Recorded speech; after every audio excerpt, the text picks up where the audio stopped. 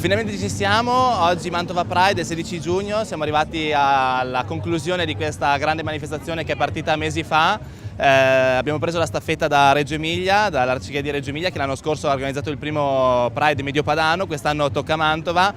Siamo felicissimi, saremo tantissimi, una manifestazione coloratissima. Siamo partiti appunto scegliendo un tema che era quello del coming out, il coming out che non fosse il coming out solo della comunità LGBT, ma il coming out di tutti. Infatti oggi qua al Pride ci saranno tante associazioni, tante persone, tante famiglie con bambini e questo per noi è una soddisfazione grandissima, non vediamo l'ora di sfilare con tutti i nostri amici, migliaia di persone, questo sicuramente, perché il Pride comunque ha coinvolto non soltanto associazioni di vario genere ma anche Arcigay da altre città e quindi verranno tutti dalla fascia mediopadana, quindi Modena, Cremona, Piacenza, Verona, Vicenza, Bologna, quindi insomma persone tante.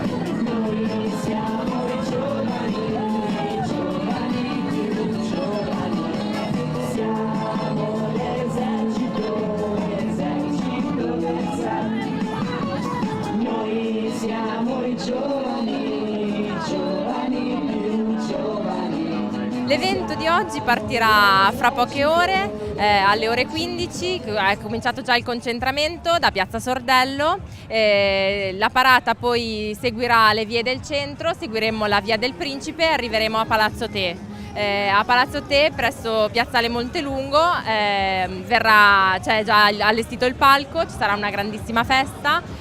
Sul palco avremo ospiti come comici tipo Gattuso, ci saranno artisti che vengono a cantare, ad esempio Mirko Carnevali da The Voice, e ci saranno le Salamandra Sisters, quindi le drag queen mantovane, e ci sarà soprattutto una super ospite, Paola Turci, che ci farà alcune canzoni del suo nuovo album e che ha voluto essere presente come ospite al nostro Mantova Pride. La parata e la festa sarà un'occasione di gioia e di felicità, un'occasione per poter anche fare gruppo, perché ci sono associazioni che vengono da tutta Italia, ci sono anche singoli che vengono da Mantova ma anche dalle città limitrofe. Sarà un'occasione per conoscersi, e si spera, ed essere migliaia di persone, farsi vedere, essere visibili, per poter dire a chiare voci che le persone LGBT, le famiglie, le coppie ma anche i singoli esistono e hanno sempre più forza di dire non potete cancellarci.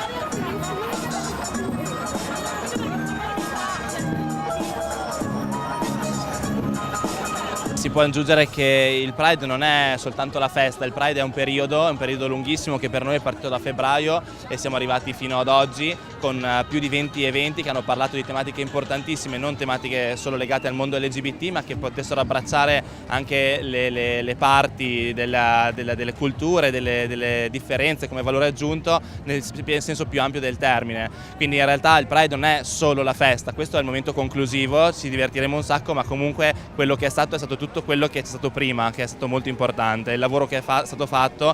in sinergia con le associazioni che hanno aderito al Pride, e questo è il motivo per cui che ci ha spinto poi a fare il Pride, il fatto di parlare di argomenti e di tematiche che solitamente non si affrontano, comunque Arcigay e la Salamandra da sola non può sempre fare, quindi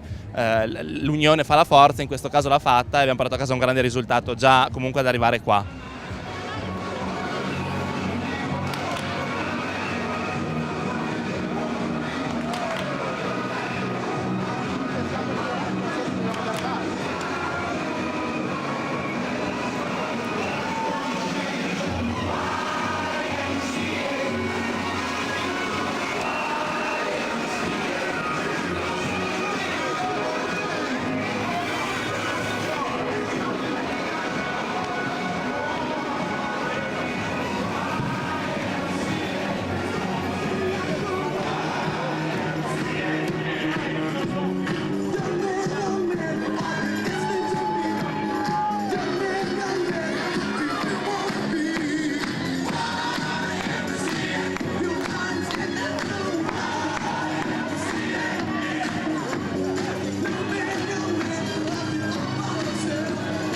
è un modo per rispondere col sorriso alle discriminazioni, perché la verità è che in Italia l'omofobia è ancora presente e ancora oggi tanti ragazzi vengono picchiati, aggrediti perché gay, tanti ragazzi e ragazze vengono cacciati dalle proprie famiglie perché omosessuali. E quindi essere qui significa innanzitutto difendere il diritto alla felicità di ciascun uomo e ciascuna donna, significa difendere la propria dimensione affettiva, libera, significa dire che questo deve essere sempre più un paese che non divide, un paese che unisce, nel quale ciascuno nel rispetto degli altri ha il diritto di vivere una propria dimensione affettiva, di costruirsi un progetto di vita,